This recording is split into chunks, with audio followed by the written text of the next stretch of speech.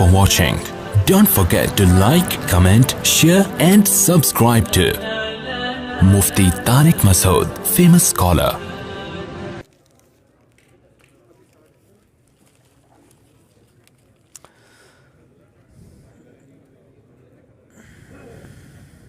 یہ کیا لکھا ہوا ہے بھائی؟ زیور بعد میں نازل ہوئی. اچھا زبور بعد میں نازل ہوئی, تورات پہلے, مگر یہودی زبور کو نہیں بلکہ تورات پر عمل کرتے ہیں, ایسا کیوں؟ وہ جو اب چھپتی ہے نا تورات, اس میں زبور بھی شامل ہے. اب جو تورات چھپتی ہے اس میں زبور بھی شامل ہے. اس کو عہد قدیم عہد جدید سے تعبیر کرتے ہیں وہ. جی جی وعلیکم السلام. وعلیکم السلام. اچھا بھائی کہہ رہے ہیں مفتی صاحب اہل حدیث لوگ کون سے فقہ کو فالو کرتے ہیں؟ اہل حدیث لوگ کسی مخصوص فقہ کو فالو نہیں کرتے. ان کا یہ دعویٰ ہے کہ ہم ڈائریکٹ قرآن و حدیث کو فالو کرتے ہیں. تو ہم کہتے ہیں جو مجتہدین نے ڈائریکٹ فالو کیا ہے, تو جب انہوں نے فالو کر لیا اور انہوں نے تحقیق ہمارے سامنے رکھ دی, تو آپ ڈائریکٹ جانے کے بجائے ان کی تحقیق پہ اعتماد کیوں نہیں کر لیتے؟ ڈائریکٹ کا مطلب تو یہ ہوا کہ ہر آدمی کو آپ اس بات کی یعنی سند دے رہے ہو کہ وہ خود براہ راست قرآن و حدیث سے مسائل نکالے. حالانکہ قرآن و حدیث میں مسائل کا علم آسان نہیں ہے. واضح و نصیحت کی باتیں بہت آسان ہیں, مسائل کا علم آسان نہیں ہے. اگر آسان ہوتا تو پھر مجتہدین محنت نہ کرتے اس کے لیے. یہ تو ہر آدمی کو کہتے تھے خود ہی نکالتے رہو بیٹھ کے. یقین نہ آئے تو قرآن و حدیث سے آپ جب کوئی مسئلہ پوچھنے آئے نا وراثت کا, تو ذرا قرآن سے ڈائریکٹ آپ عام آدمی کو بولیں, ٹماٹر بیچنے والے کو, کہ یہ قرآن کا ترجمہ ہے. وسیم بھائی آئے ہیں, ان کے ابا کا انتقال ہو گیا, ان کے یہ وارث ہیں, قرآن سے ترجمہ پڑھ کے آپ ذرا ان کو وراثت کے مسائل بتا دو. وہ بتا نہیں سکتا. وہاں وہ کسی مفتی سے فتویٰ لے گا, کہے گا یا تو اہل حدیث مفتی سے یا کسی اور مفتی سے. اس کا مطلب ہے براہ راست عام آدمی قرآن و سنت سے مسائل نہیں نکال سکتا. یہ گراؤنڈ ریئلٹی ہے. تبھی صحابہ کرام میں بھی, حالانکہ وہ عربی جانتے تھے, صحابہ کرام میں بھی اسپیسیفک مفتی ہوا کرتے تھے جو لوگوں کو مسائل بتاتے. صحابہ کے دور میں بھی مسائل ڈائریکٹ عام لوگ قرآن و سنت سے نہیں نکالتے تھے. چند مخصوص علماء تھے, حضرت ابو ہریرہ تھے, اس میں عبداللہ بن مسعود تھے, معاذ بن جبل تھے, خلفائے راشدین تھے, جابر بن عبداللہ تھے, حضرت ابو دردہ تھے. یہ مخصوص لوگ تھے جن کو نبی کے انتقال کے بعد پھر مختلف علاقوں میں باقاعدہ علم کی اشاعت کے لیے بھیجا گیا. لوگ ان سے مسائل پوچھتے تھے.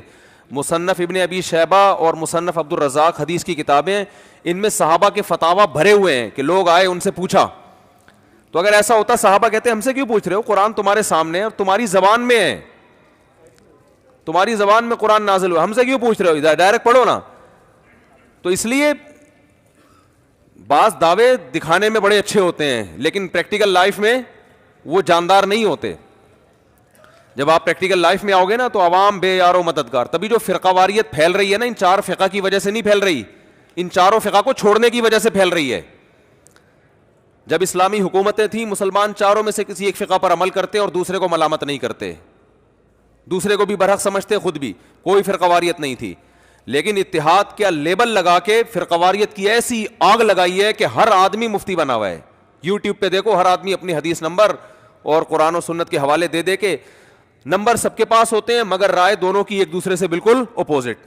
غامدی صاحب کو آپ سنو گے ہر بات قرآن سے شروع کر کے قرآن پہ ختم کرتے ہیں, لیکن غامدی کے جو اگینسٹ ہیں وہ بھی ہر بات قرآن سے شروع کر کے کہاں ختم کرتے ہیں, قرآن پہ. تو اس لیے عام آدمی کو ہم کہتے ہیں یہ ریسرچ کا کام جو ہے نا, یہ 1200-1300 سال پہلے امت فارغ ہو چکی ہے اس سے. جب مسائل بڑے تھے تو امت نے ریسرچ کا کام کیا, بڑے بڑے مجتہدین نے, پھر امت نے کہا انہی میں سے کسی کو فالو کرو بس.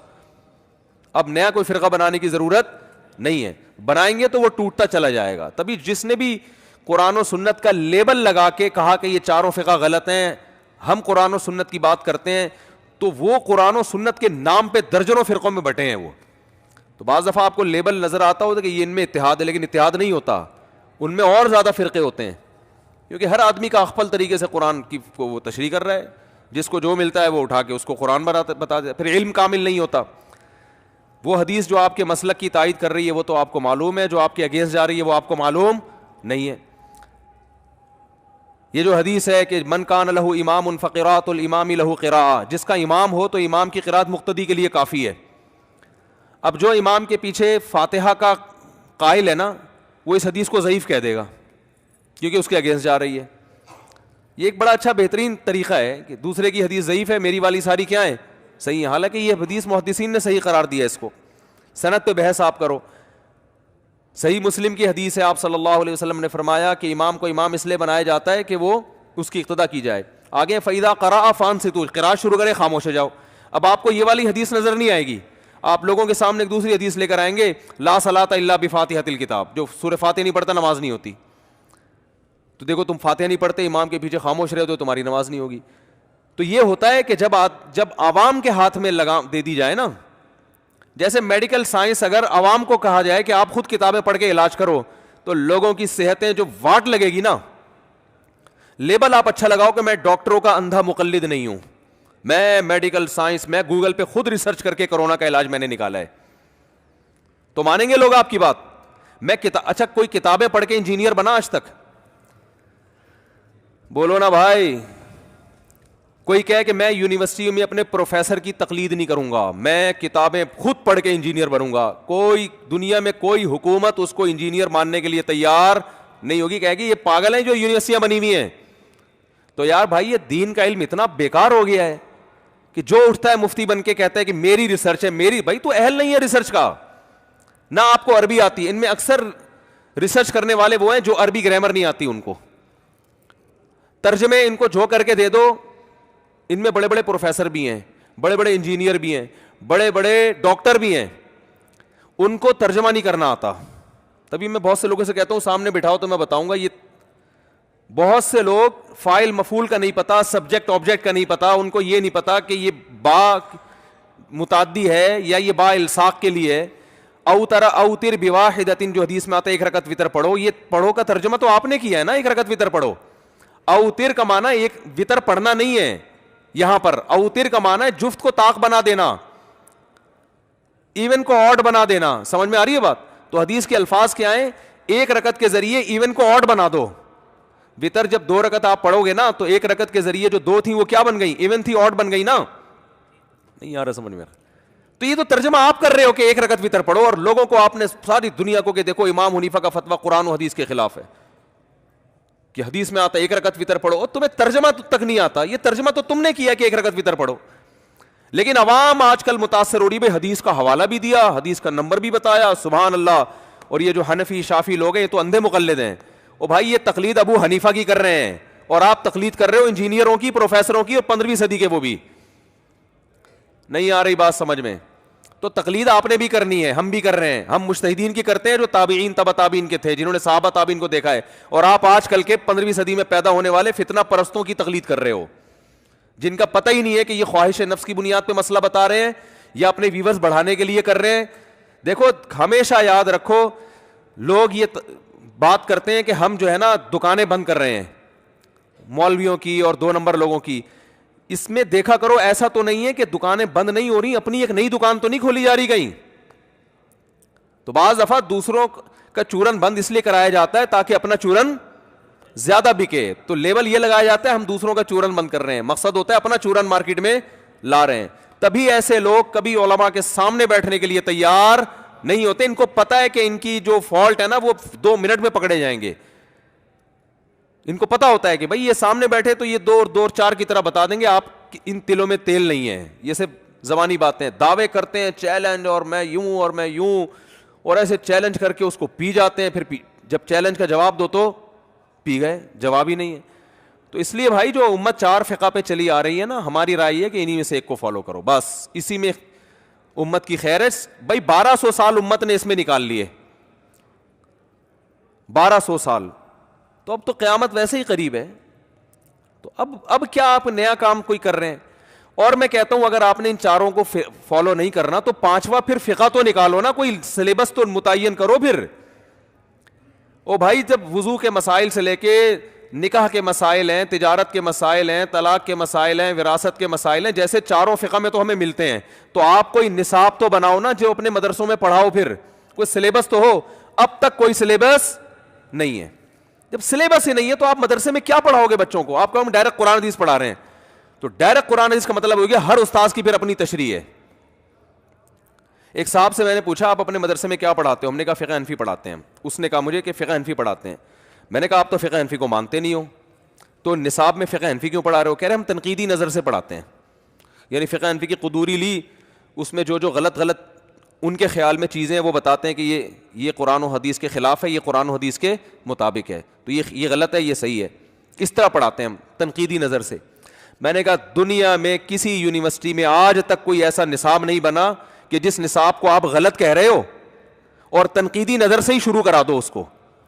پہلے اپنا صحیح سلیبس ہوتا ہے, پھر دوسروں پہ ساتھ ساتھ ضمناً تنقید ہوتی ہے. تنقید کبھی اصل نہیں ہوتی کہ اصل بچوں کو پڑھائی تنقید جا رہی ہے کہ یہ بھی ابو حنیفہ کا مسئلہ غلط, یہ بھی غلط.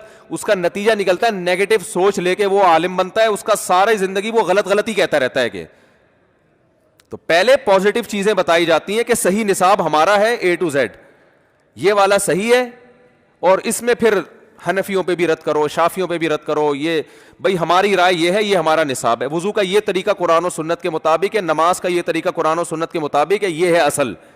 باقی امام حنیفہ نے اس میں یہ فالٹ کیا, معاذ اللہ امام شافی نے یہ غلطی کی. یوں ہونا چاہیے.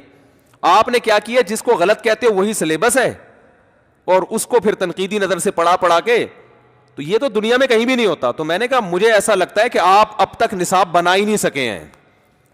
وجہ اس کی یہ ہے کہ اب اتنے فرقے آپ لوگوں میں بن گئے ہیں کہ اب سلیبس بن سکتا ہی نہیں ہے. ایک کتاب ایسی ہوگی نہیں جس پہ 4 علماء بھی جمع ہو جائیں.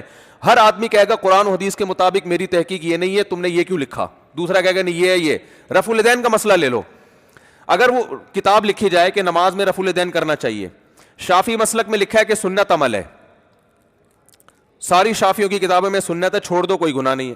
لیکن آج اگر نصاب لکھا جائے گا تو جو رفع الیدین کو سنت کہتے ہیں, جب وہ لکھیں گے نا سنت ہے, دوسرا مفتی کہے گا سنت نہیں واجب ہے, کیونکہ حدیث میں آتا ہے صلو کما رأیتمونی اصلی, جیسے میں نے نماز پڑھی ایسے پڑھو. تو نبی نے رفع الیدین کیا ہے تو نبی نے کہا ایسے کرنا پڑے گا تمہیں, تو ایک تو امر تو وجوب کے لیے ہوتا ہے, تو لازم ہے. اب واجب ہے اس کا مطلب چھوڑ دیا تو سدا صاف کرنا پڑے گا, بولے سے چھوڑ دیا, جان کر چھوڑ دیا تو نماز ہی نہیں ہوگی. تو دوسرا مفتی کہے گا پھر جب رفع الیدین جو نہیں کرتا اس کی نماز نہیں ہوتی, تو اس کا مطلب یہ ہوا کہ پوری دنیا میں جتنے بھی حنفی ہیں ان کے پیچھے نماز جائز نہیں ہے. تو اتنے ایک مسئلے میں اختلافات آئیں گے نا کہ 5واں فقہ مرتب کرنا ممکن رہا ہی نہیں ہے. نہیں آ رہی بات, یہ خدا کی طرف سے ہوا ہے تاکہ لوگ اب 5ویں چیز نہ نکالیں. سمجھ میں آ رہی ہے بات, یہ اللہ کی طرف سے کچھ ہوا ہے یہ. تو میں نے کہا بھائی آپ یہ چھوڑ دیں تنقیدی نظر سے, آپ اپنا سلیبس متعین کریں, پھر ہم یہ فتویٰ میں خود دوں گا کہ 5واں فقہ بھی ہے, وہ بھی قرآن و سنت کی روشنی میں لکھا گیا ہے. جہاں 4 تھے ایک اور صحیح. کیا خیال ہے بھائی, جہاں 4 چل رہے تھے تو 5ویں پر اللہ کی طرف سے کوئی پابندی تھوڑی ہے.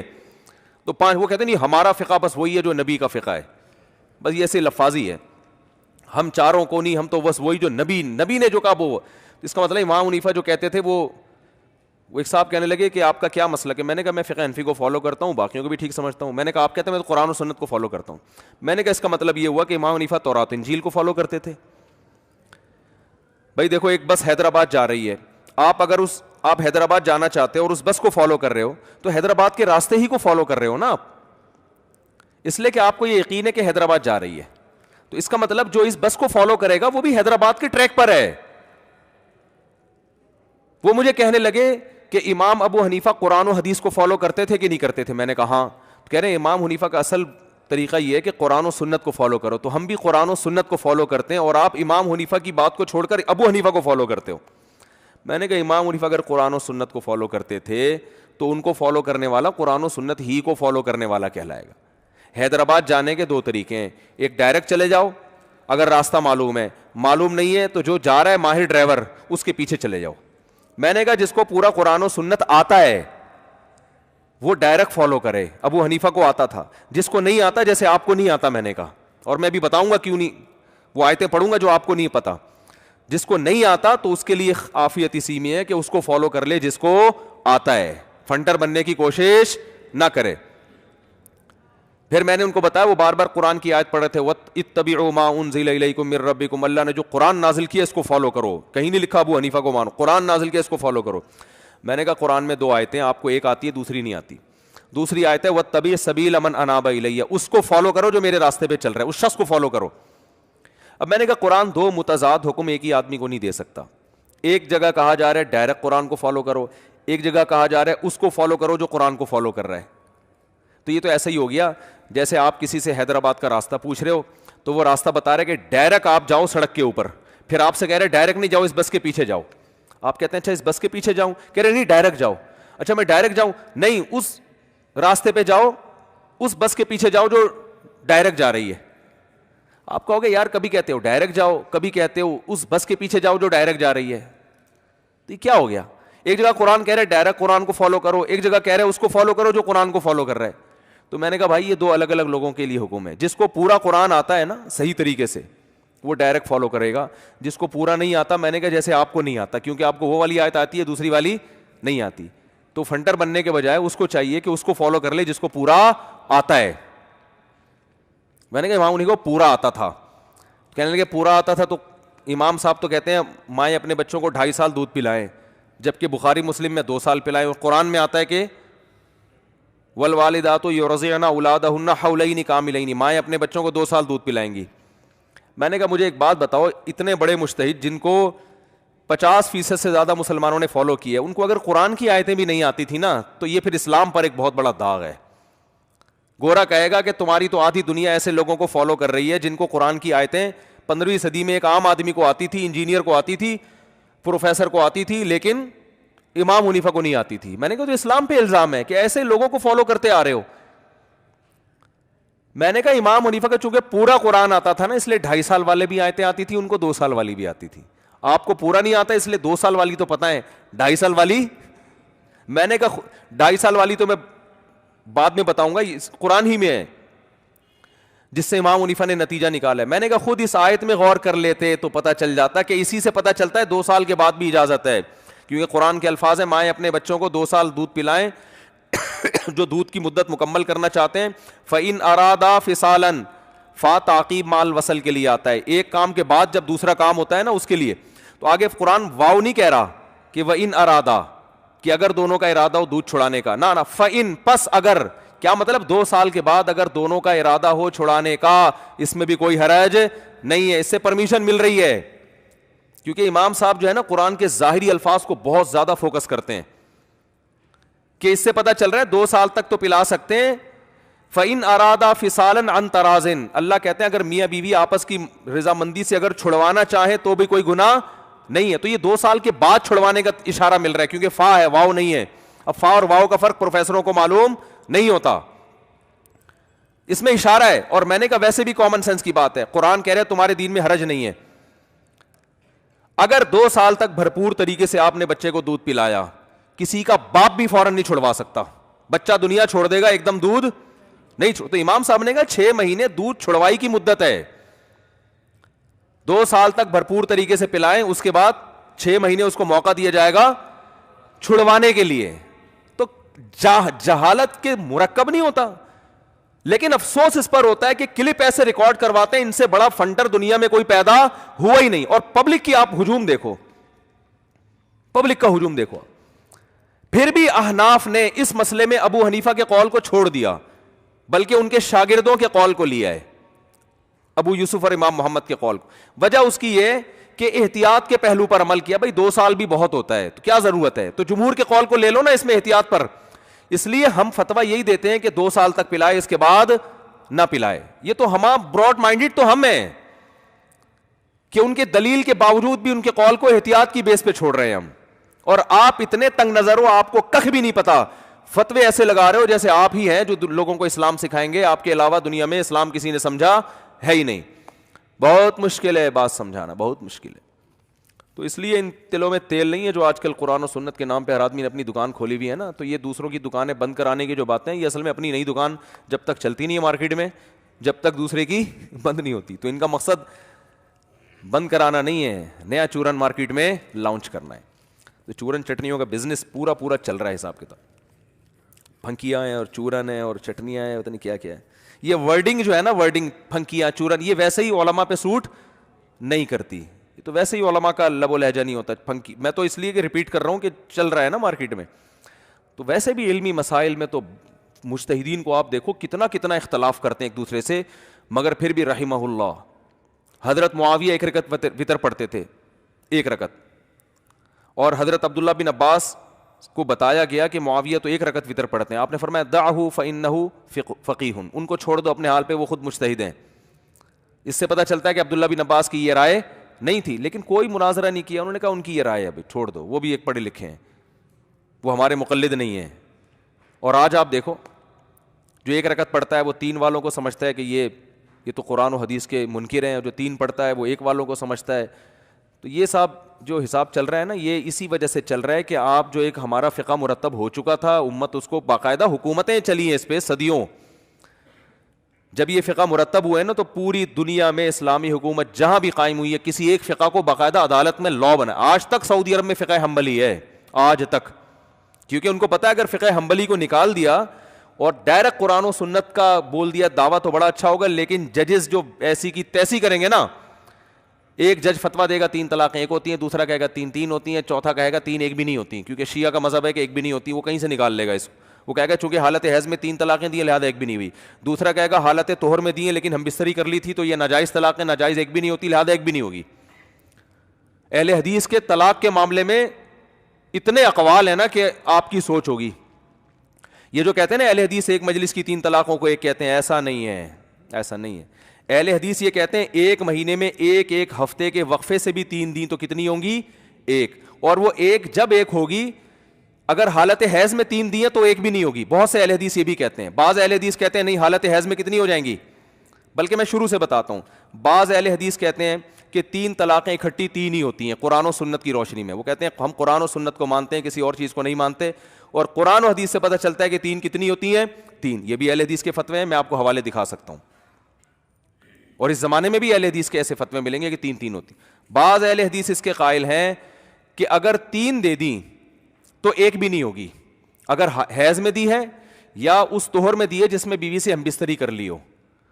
ہم بستری کرنے کے بعد چونکہ طلاق دینا جائز نہیں ہے تو اگر دی ہے تو وہ ناجائز طلاق ہے, 3 کیا 1 بھی نہیں ہوگی وہ. یہ بھی اس کے بھی قائل ہیں. بعض کہتے ہیں نہیں 1 تو ہو جائے گی, کتنی ہو جائیں گی, 1 ہو جائے گی. اور بعض کہتے ہیں کہ جب 1 ہو جائے گی نا تو اگلے مہینے میں دوسری طلاق سے پہلے اگر اس نے رجوع نہیں کیا تو پھر اگلے مہینے دوسری بھی نہیں ہوگی. یہ بھی اہل حدیث میں آپ کو دکھا سکتا ہوں, ریٹن میں میرے پاس تحریر موجود ہے, اور بہت بڑے عالم ہیں ہندوستان کے اہل حدیث. ان کا فتویٰ ہے کہ اگر ایک آدمی نے بیوی کو پاکی کی ایام میں طلاق دی اور ہم بستری نہیں کی, 1 دی ہے, اگلے مہینے اگر وہ دوسری دے گا تو وہ نہیں ہوگی, حالانکہ وہ تو سنت کے مطابق دے گا اگلے مہینے. اس لیے نہیں ہوگی کہ قرآن نے کہا ہے کہ طلاق کے بعد رجوع کا بھی تذکرہ کیا ہے قرآن نے, تو اس نے چونکہ رجوع نہیں کیا لہذا وہ نہیں ہوگی. پہلی طلاق سے رجوع کرے گا پھر اگلے مہینے دے گا تو دوسری ہوگی. یہ بہت بڑے عالم کا فتویٰ ہے. اور ایک فتویٰ یہ بھی ہے اہل حدیث علماء میں یہ قول یہ بھی ہے کہ نہیں 1 طہر میں 1 دے گا تو 1 ہوگی, چاہے رجوع کیا ہو یا نہیں کیا ہو, ہم بستری کی ہو یا نہیں کی ہو, اگلے طہر میں دوسری دے گا تو ہو جائے گی. تو اتنے فتاوا, یہ تو 3 طلاقیں دینے کے بعد لوگ جو اہل حدیث عالم سے فتویٰ لے آتے ہیں نا اپنے مطلب کا, تو وہ عالم بھی اپنے مطلب ہی کا ہوتا ہے. نہیں آ رہی بات, میرا خیال ہے ان کو پتا ہوتا ہے کہ فلاں جگہ اہل حدیث کہتے ہیں کہ 3 کتنی ہوتی ہیں, 1. اگر میں ان کو بتاؤں کہ فلاں جگہ ایک اہل حدیث مفتی ہے جو 3 کو 3 کہتا ہے, کبھی بھی نہیں جائیں گے. تو یہ جو دین کو تماشا بنایا ہے نا لوگوں نے, میں نہیں کہہ رہا یہ اہل حدیث, وہ ان کی اپنی نیت ہے, وہ سمجھتے ہیں کہ ہم صحیح کر رہے ہیں, ہم ڈائریکٹ قرآن و سنت کو فالو کر رہے ہیں.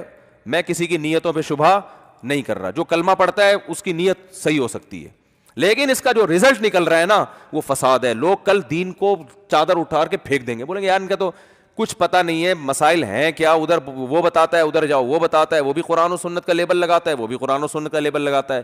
تو چھوڑو یار, کوئی لا ہوا کچھ بھی نہیں ہے, کچھ بھی نہیں ہے, ایسے ہی.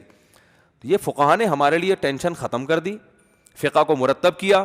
اس میں بھی اختلاف ہوتے ہیں لیکن ہر فقہ میں ایک مفتہ بھی قول ہوتا ہے, وہ اس فقہ کے ماہرین کو پتہ ہوتا ہے.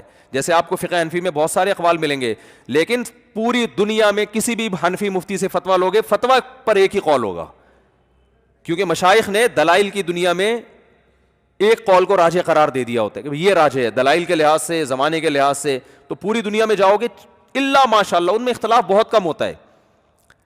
اسی طرح شافی فقہ کو اگر فالو کرو گے آپ تو پوری دنیا میں کہیں بھی جاؤ گے اس شافی مفتی کا فتویٰ ایک ہی ہوگا. طلاق کے مسائل میں ایک ہوگا, تراویح کے مسائل میں ایک ہوگا, زکوٰۃ کے مسائل میں ایک ہوگا, کیونکہ صدیوں سے چلا آ رہا ہے نا. اور فتویٰ مفتہ بھی قول, یعنی مفتہ بھی کا لفظ یاد رکھ لیں کہ بھئی ایسے نہیں کہ وہ, ایسے تو اقوال ان کے یہاں بھی بہت ملتے ہیں لیکن ایک رائے جم گئی ہے کہ یہ ہے, تو پھر اس کو شافی فقہ کہا جاتا ہے. جیسے امام ابو حنیفہ کا قول ہے کہ 2.5 سال تک مائیں بچوں کو دودھ پلائیں، لیکن پوری دنیا میں آپ کسی بھی ادارے سے فتویٰ لوگے فقہ حنفی کے، وہ فتویٰ کیا ہوگا؟ 2 سال، اس لیے کہ مشائخ نے اس قول کو مرجوح قرار دیا۔ امام حنیفہ کا فقہ یہ ہے کہ دارالحرب میں آپ سود لے سکتے ہیں، لیکن پوری دنیا میں کسی ریلائبل ادارے میں جاؤ آپ، ایسا نہیں کہ کوئی بھی اٹھ کے کہیں بھی ادارے میں جاؤ جو فقہ حنفی کا کو فالو کرتے ہوں گے، فتویٰ یہی ہوگا کہ دارالحرب میں بھی سودی لین دین جائز بولو نہیں ہے۔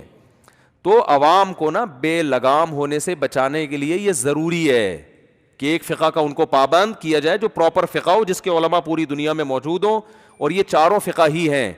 فقہ حنبلی ہے، اس کو بھی دنیا فالو کرتی آئی ہے، تو اگر آپ ان سے ہٹیں گے تو پھر بے لگام ہے بھائی، پھر تو نہ طلاق کا مسئلہ حل ہوگا نہ زکوٰۃ کا۔ زکوٰۃ کے مسائل تو اور بھی زیادہ پیچیدہ ہیں، آپ زکوٰۃ کا نصاب پوچھ لو، آپ کسی ایسے پروفیسر سے پوچھو زکوٰۃ کا نصاب کیا ہے، تو پھر اپنے بارے میں پوچھو کہ اس کے قرآن و حدیث سے بتا دو، وہ نہیں بتائے گا ٹھیک ہے نا، کھوپڑی گھومتی رہے گی اس کی، بیٹھا رہے گا۔ تو یہ موٹے موٹے مسائل لے کر امت میں آگ لگانے کے لیے بس لیتے ہیں، رفع الیدین ہو گیا، آمین بالجہر ہو گیا، آہستہ آمین، زور سے آمین، رفع الیدین کرنا ہے نہیں کرنا ہے، تو یہ 2-4 مسائل ہیں موٹے موٹے، آگے گہرائی میں جاؤ گے تو سارے یا تو سعودی عرب کے فتاوی سے فتوے چوری ہو رہے ہیں، یا یہ کہ وہ کہیں مصر کی کسی جامع ازہر کا وہاں سے نکالا ہوا ہوتا ہے، تو اس مفتی کی اپنی ایک خوابوں اور خیالوں کی دنیا ہوتی ہے، کہیں سے بھی لے کے پارسل کر دیا۔ مستفتی جو سوال پوچھنے والا ہے اس کو چونکہ اپنا فائدہ اس میں نظر آ رہا ہوتا ہے۔ ایک میں نے بتایا نا، ایک جگہ 3 طلاقیں دے کے ایک آدمی آئے، میں نے کہا بھائی چاروں فقہ میں حرام ہو گئی بیوی، قرآن و سنت کی روشنی میں حرام ہو گئی، کوئی راستہ نہیں۔ بن باز کا فتویٰ دکھا دیا کہ وہ تو کہتے ہیں 3 ایک ہوتی ہے، تو میں نے کہا یار یہ چاروں ائمہ بن باز سے بہت بڑے تھے، اور پھر خلفائے راشدین سے بڑھ کر بھی کوئی ہو سکتا ہے۔ میں نے کہا میں آپ کو عبداللہ بن مسعود کا فتویٰ دکھا سکتا ہوں، حضرت عثمان کا دکھا سکتا ہوں، حضرت علی کا دکھا سکتا ہوں، اور بہت سارے صحابہ، ابو ہریرہ رضی اللہ عنہ کا دکھا سکتا ہوں، جن کے نام میرے ذہن میں نہیں ہے، ایسے بہت سے صحابہ ہیں، ابھی دکھاتا ہوں حدیث کی، سب یہی فتویٰ دے رہے ہیں کہ اکٹھی 3 کتنی ہوتی ہیں؟ 3، اور آپ بن باز ایک اکیلے کو لے کر آ رہے ہو۔ آپ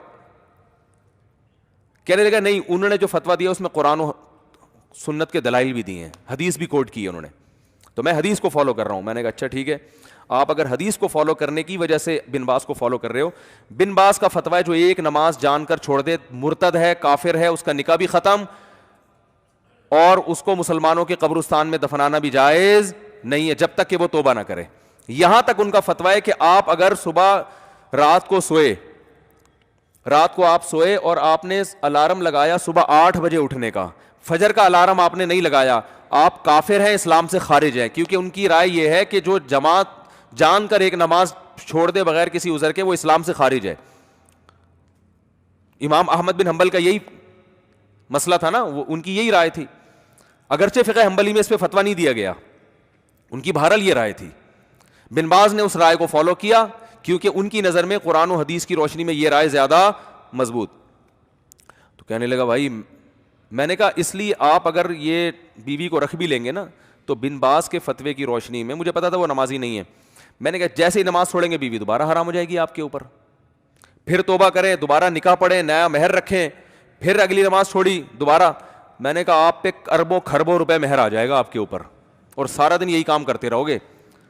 میں نے کہا جمہور کے فتوے میں تو فائدہ یہ ہے کہ بیوی حرام ہو گئی، کہیں اور شادی کرو، اللہ اللہ کرو بس، اور اگر یہ بیوی نہیں نکاح کر لیتی ہے، ہم بستری ہو جاتی ہے اور اتفاق سے وہ چھوڑ دیتا ہے اس کو، تو جہاں کسی اور سے کر سکتی ہے آپ سے بھی نکاح کر سکتی ہے، تو یہاں تو پھر بھی گنجائش ہے۔ تو کہنے لگے نہیں، میں بن باز کے اس فتوے کو نہیں مانتا، یہ سچا واقعہ، ادھر ہی مسجد میں ہوں۔ میں نے کہا کیوں نہیں مانتے؟ اس پہ تو جو حدیث ہے نا وہ اس سے زیادہ مضبوط ہے 3 طلاق والے مسئلے پر۔ میں نے کہا 3 طلاقوں والے مسئلے پر عبداللہ بن عباس سے حدیث ہے کہ 3 طلاقیں کہ نبی کے دور میں 1 تھیں، لیکن عبداللہ بن عباس کا اپنا فتویٰ ہے کہ 3 ہوتی ہیں، جبکہ یہاں عبداللہ بن مسعود پیش کرتے ہیں کہ ہم نبی کے دور میں کسی گناہ کو کفر نہیں سمجھتے تھے سوائے نماز چھوڑنے کو، اور اس میں عبداللہ بن مسعود بھی یہی رائے رکھتے تھے۔ تو یہاں تو جو حدیث ہے وہ عبداللہ بن مسعود کے فتوے کے بالکل کیا ہے؟ موافق ہے، لہٰذا اس حدیث کا کوئی دوسرا مطلب نکالنا بڑا مشکل کام ہے۔ طلاق میں تو 10 مطلب نکلتے ہیں کہ وہ اس کا مفہوم کیا ہے، وہ میں نے ابھی کلپ ریکارڈ کروایا ہے، وہ 3 طلاق کے مسئلے پر وہ چل رہا ہے، میری جو ویب سائٹ ہے نا مفتی طارق مسعود اسپیچز، اس میں تفسیر کے لیکچر میں لیکچر نمبر 100 یہاں سے یہ 3 طلاق کا مسئلہ میں نے شروع کیا ہے، بہت مدلل تفسیر کے لیکچر میں لیکچر نمبر 100 سے میں نے یہ 3 طلاق کا قرآن و سنت کی روشنی میں، یہ ابھی چند ایپیسوڈ چلیں گے تو وہ جس نے دیکھنا وہاں ریسرچ کر سکتا ہے۔ لیکن یہ ہے کہ اتنا سمجھایا مگر تو یہ اپنی خواہشات کی پیروی ہے میرے بھائی, یہ قرآن و سنت کی پیروی. بن باز کو تو ہم معذور سمجھتے ہیں بھائی, ان کی جو سمجھ میں آیا انہوں نے کہا, لیکن آپ کس بیس پر ان کو فالو کر رہے ہیں؟ مجھے ایک دن وہ کہنے لگے کہ امام احمد بن حنبل کو نہیں فالو کرتے تھے بن باز, حالانکہ کرتے تھے, وہ حنبلی تھے, چند مسائل میں انہوں نے اختلاف کیا. انہوں نے تو خود ان کی تحریر ہے کہ مذہبی فی الفقہ مذہب احمد بن حنبل. تو کہنے لگے کہ بھائی وہ جو ہے نا, میں ان کو اس لیے فالو کر رہا ہوں کہ وہ قرآن و حدیث کو. تو میں نے کہا امام احمد ابن حنبل امام بخاری کے استاذ ہیں, کیا وہ تورات انجیل کو فالو کرتے تھے؟ امام احمد ابن حنبل کا فتویٰ ہے 3 کتنی ہوتی ہیں؟ اکٹھی 3 ہوتی ہیں. میں نے کہا عجیب بات ہے, بن باز تو قرآن و حدیث کو فالو کر رہے ہیں, اور احمد ابن حنبل جو امام شافعی کے شاگرد اور امام بخاری کے استاذ صدیوں پہلے کے, جنہوں نے تابعین تبع تابعین کے دور جو دیکھ رہے ہیں, وہ کسی اور چیز کو فالو کر رہے ہیں. تو یہ سب میں اس لیے بار بار عرض کر رہا ہوں, یہ ظاہری دعوے ہیں, لیکن جب آپ ان کی گہرائی میں جاؤ گے تو امت میں پھوٹ کے علاوہ کچھ بھی حاصل نہیں ہو رہا. کافی ہے میرا خیال ہے, میرا گلا بہت زیادہ بیٹھ گیا ہے, یہ پھر بعد میں مسائل ہیں. اور پتلی پتلی گلیوں سے نکلیں, آپ لوگ مسافہ نہ کریں, مجھے بھی پتلی گلی سے نکلنے دیں.